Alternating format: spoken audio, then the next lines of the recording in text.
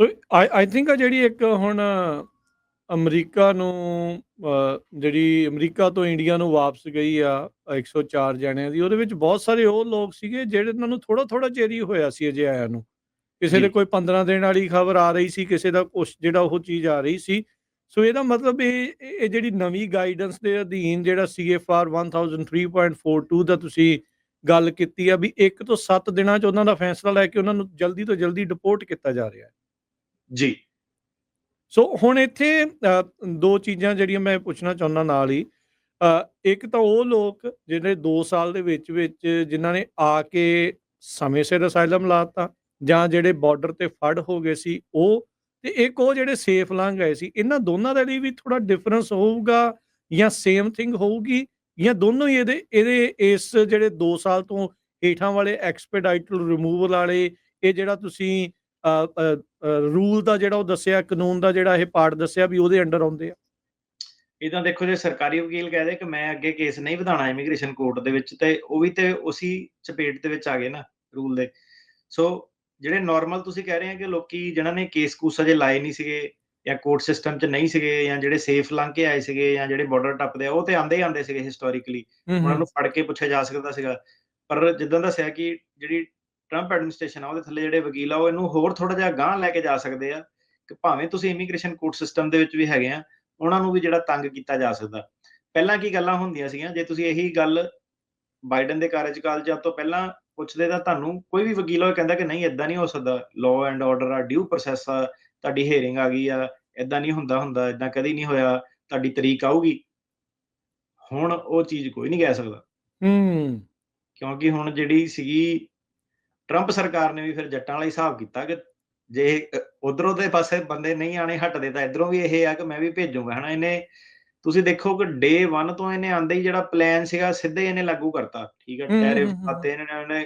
Mexico ਨੇ ਦੇਖ ਲਓ, ਜਿਹੜਾ ਤਰਲੇ ਮਿੰਤਾਂ ਕਰਦੀ ਹੁੰਦੀ ਸੀ ਬਾਈਡਨ ਸਰਕਾਰ ਤੇ, 10,000 ਜਿਹੜੇ ਬੰਦੇ ਹੁਣ ਮੈਕਸੀਕੋ ਨੇ ਆਪਣੇ ਜਿਹੜੇ ਲਾਅ ਐਨਫੋਰਸਮੈਂਟ ਆਫੀਸਰਸ ਬਾਰਡਰ ਉੱਤੇ ਕਰਨ ਨੂੰ ਲਗਾਏ ਆ।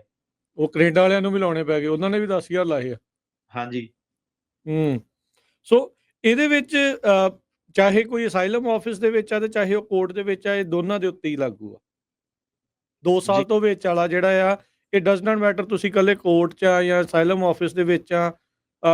ਕੀ ਜਦੋਂ ਆਈਸ ਤੇ ਬੰਦਾ ਜਾਂਦਾ ਆ ਹਾਜ਼ਰੀ ਲਵਾਉਣ ਦੇ ਲਈ ਵੀ ਜਾਂਦਾ ਹੈ, ਉਦੋਂ ਵੀ ਇਹਨਾਂ ਨੂੰ ਉੱਥੋਂ ਚੱਕਿਆ ਜਾ ਸਕਦਾ? ਜੀ ਜੀ। ਸੋ ਇਹ ਇਸ ਟਾਈਮ ਜਿਹੜੀ ਉਹ ਚੀਜ਼ ਚੱਲ ਰਹੀ ਹੈਗੀ ਆ। ਤੇ DUI ਹਾਂਜੀ, ਸਪੀਡਿੰਗ ਜਿਹੜੀਆਂ ਚੀਜ਼ਾਂ ਨਾ, DUI ਸਪੀਡਿੰਗ ਕਿੱਦਾਂ, ਤੇ DUI ਤੇ ਹੁਣ ਜਿੱਦਾਂ ਉਹ ਰੈਫਰ ਕਰ ਰਹੇ ਆ, ਤੇ 2 ਸਾਲ ਤੋਂ ਜਿਹੜਾ ਘੱਟ ਹੋਇਆ, ਮੈਂ ਕਿਹਾ DUI ਤੁਹਾਨੂੰ ਡਿਪੋਰਟ ਨਹੀਂ ਕਰਾਉਂਦੀ ਇਟਸੈਲਫ। DUI ਦੇ ਬੇਸ ਤੇ ਤੁਸੀਂ ਫੜੇ ਜਾਂਦੇ ਆ ਤੇ ਫਿਰ ਰੈਫਰ ਹੋ ਜਾਂਦੇ ਆ ਆਈਸ ਦੇ, ਤੇ ਉਹ ਚੀਜ਼ ਤੁਹਾਨੂੰ ਜ਼ਰੂਰ ਡਿਪੋਰਟ ਕਰਾ ਦਿੰਦੀ ਆ ਕਿ ਉਹ 2 ਸਾਲ ਵਾਲੀ ਜਿਹੜੀ ਧਾਰਾ ਤੁਹਾਡੇ ਤੇ ਜੇ ਲਾਤੀ ਉਹਨਾਂ ਨੇ। ਸੋ ਇਹਨਾਂ ਦਾ ਕੀ ਹੈ ਕਿ ਜੇ ਨਜਾਇਜ਼ ਵੀ ਇਹਨਾਂ ਨੇ ਕਰਤਾ, ਹੁਣ ਗੱਲ ਹੈਗੀ ਕਿ ਉਹਨੂੰ ਸੋਲਵ ਕੌਣ ਕਰੂਗਾ। ਮਤਲਬ ਕਿ ਸਿਟੀਜ਼ਨ ਬੰਦਾ ਵੀ ਜੇ ਡਿਪੋਰਟ ਹੋ ਜਾਂਦਾ ਵਾ, ਗ੍ਰੀਨ ਕਾਰਡ ਵੀ ਡਿਪੋਰਟ ਹੋ ਜਾਂਦਾ, ਜੇ ਬੰਦੇ ਦਾ ਭਾਵੇਂ ਇਮੀਗ੍ਰੇਸ਼ਨ ਦੇ ਕੇਸ ਚੱਲਦਾ ਉਹ ਵੀ ਡਿਪੋਰਟ ਹੋ ਜਾਂਦਾ। ਅੱਗੇ ਕੀ ਆ, ਪਹਿਲਾਂ ਕੀ ਸੀਗਾ ਕਿ ਤੁਸੀਂ ਨਾਰਮਲੀ ਫਾਈਲ ਫੂਲ ਕਰਦੇ ਸੀਗੇ ਆਪਣੇ, ਉਹ ਇੰਸਟਰਕਟ ਕਰਦੇ ਸੀਗੇ ਕਿ ਆਈਸ ਨੂੰ ਕਿ ਇਹਨੂੰ ਵਾਪਸ ਲੈ ਕੇ ਆਓ, ਹਨਾ, ਜੇ ਗਲਤ ਤਰੀਕੇ ਨਾਲ ਡਿਪੋਰਟ ਕੀਤਾ ਬੰਦਾ। ਸੋ ਹੁਣ ਜਿਹੜੀ ਆ ਟਰੰਪ ਐਡਮਿਨਿਸਟ੍ਰੇਸ਼ਨ ਨੇ, ਇਹਨਾਂ ਨੇ ਖੁੱਲ੍ਹ ਦਿੱਤੀ ਸਾਰੀ ਕਿ ਚੱਕੋ ਸਾਰਿਆਂ ਨੂੰ, ਕੋਈ ਚੱਕਰ ਨਹੀਂ, ਦੇਖੀ ਜਾਊਗੀ, ਬਾਕੀ ਬਾਅਦ ਚ ਦੇਖਾਂਗੇ ਕੋਰਟ ਕੀ ਕਹਿੰਦੀ ਹੈ। ਪਰ ਅਜੇ ਇਹਨਾਂ ਦੇ ਕੋਲ ਏਡਾ ਢਾਂਚਾ ਵੀ ਨਹੀਂ ਆ ਵੀ ਸਾਰਿਆਂ ਨੂੰ ਹੀ ਫੜ ਕੇ ਬਾਹਰ ਕੱਢ ਸਕਣ। ਢਾਂਚਾ ਏਦਾਂ ਹੁੰਦਾ ਰਾਜਕਰਨ ਜੀ ਕਿ ਡਿਪਟਾਈਜ਼ ਕਰ ਦਿੰਦੇ ਆ ਨਾ, ਕਿ ਬੰਦਾ ਕਿ ਜੇ ਬੰਦਾ ਖੁਦ ਵਲੰਟੀਅਰ ਕਰੇ। ਉਹਨਾਂ ਨੇ ਪਹਿਲਾਂ ਹੀ ਜਿੱਦਾਂ ਆਂਦੇ ਕਿਹਾ ਸੀਗਾ ਕਿ ਆਪਾਂ ਜਿਹੜੇ ਫਾਇਰ ਫਾਈਟਰ ਹੋ ਗਏ, ਜਿਹੜੇ ਪੁਲਿਸ ਵਾਲੇ ਹੋ ਗਏ, ਠੀਕ ਆ, ਜਿਹੜੇ ਵੀ ਕਰਮਚਾਰੀ ਆ, ਜੇ ਉਹ ਆ ਕੇ ਆਪਾਂ ਨੂੰ ਸ਼ਾਰਟ ਡਿਪਟਾਈਜੇਸ਼ਨਸ ਦੇ ਸਕਦੇ ਆ। ਇੱਕ ਜਿਹੜਾ ਸੀਗਾ ਜਿੱਦਾਂ ਪ੍ਰਾਈਵੇਟ ਬੰਦੇ ਨਹੀਂ ਹੁੰਦੇ, ਕਈ ਵਾਰੀ ਉਹ ਲੋਕਾਂ ਨੂੰ ਜਾ ਕੇ ਫੜਦੇ ਹੁੰਦੇ ਆ, ਬਾਉਂਟੀ ਹੰਟਰ ਕਹਿੰਦੇ ਆ ਉਹਨਾਂ ਨੂੰ। ਹਾਂਜੀ। ਬਾਉਂਟੀ ਹੰਟਰ ਦੀ ਇੱਕ ਦੀ ਵੀਡੀਓ ਵਾਇਰਲ ਹੋਈ ਸੀਗੀ, ਸਿਟੀ ਦੇ ਮੂਹਰੇ ਚੱਲ ਜਾਂਦਾ ਤੇ ਬਾਉਂਟੀ ਹੰਟਰ ਕੀ ਹੁੰਦਾ? ਬਾਉਂਟੀ ਹੰਟਰ ਜਿੱਦਾਂ ਤੁਹਾਡਾ ਐਵਰੇਜ ਜਿਹਾ ਬੰਦਾ, ਜਿਹੜਾ ਜਿੱਦਾਂ ਟਰੱਕ ਟੋ ਕਰਾਉਣੇ ਨੇ, ਜਿਹੜੇ ਕਈ ਸ਼ੌਕੀਨ ਬੰਦੇ ਹੁੰਦੇ ਕਿ ਚੱਲ ਫੜ ਕੇ ਲੈ ਕੇ ਆਉਣਾ, ਸਿਟੀਜ਼ਨ ਅਰੈਸਟ ਕਰਨੀ ਹੈ ਨਾ। ਸੋ ਬਾਉਂਟੀ ਹੰਟਰ ਇਹ ਮਤਲਬ ਸਿਟੀ ਕੌਂਸਲ ਦੇ ਮੂਹਰੇ ਚੱਲ ਗਿਆ, ਥਿੰਕ ਵਾਸ਼ਿੰਗਟਨ ਸਟੇਟ 'ਚ ਸੀ ਕਿਤੇ। ਉਹਨਾਂ ਨੂੰ ਕਹਿੰਦਾ ਕਿ ਸਾਨੂੰ ਉੱਤੋਂ ਦੀ ਉਹ ਆ ਗਿਆ ਕਿ ਬਾਉਂਟੀ ਹੰਟਰ ਨੂੰ $1000 ਦੇਣਾ ਇਮੀਗ੍ਰੈਂਟ ਫੜਨ ਦਾ। ਬਿਲਕੁਲ। ਜਾ ਕੇ ਆਪਾਂ ਫੜ ਸਕਦੇ ਆ, ਜਿਹੜਾ ਸਾਨੂੰ ਜਿਹੜਾ ਲੱਗਿਆ ਮਤਲਬ ਕਿ ਆਮ ਸਧਾਰਨ ਜਿਹਾ ਬੰਦਾ ਉਹ ਜਾ ਕੇ ਫੜ ਸਕਦਾ, ਤੇ ਉਹ ਕਹਿ ਰਿਹਾ ਸੀਗਾ ਉਹਨਾਂ ਨੂੰ ਕਿ ਤੁਸੀਂ ਮੈਨੂੰ $2000 ਦੇ ਦਿਓ ਸਿਟੀ ਨੂੰ, ਕਿ ਸਾਨੂੰ $2000 ਦੇ ਦਿਓ ਤੇ ਆਪਾਂ ਉਹ ਨਾ ਕਰੀਏ ਕੰਮ ਏਦਾਂ ਦੇ। ਦੋਨੋਂ ਪਾਸੋਂ ਹੀ ਸਿਟੀ ਨੂੰ ਕਹਿੰਦਾ ਮੈਂ ਕਿ ਬਜਟ ਕੀ ਕਹਿੰਦਾ ਬਾਉਂਟੀ ਹੰਟਰਾਂ ਨੂੰ ਮੈਨੂੰ $2000 ਦੇ ਦਿਓ ਤਾਂ ਕਿ ਉਹ ਕੰਮ ਨਾ ਕਰਨ।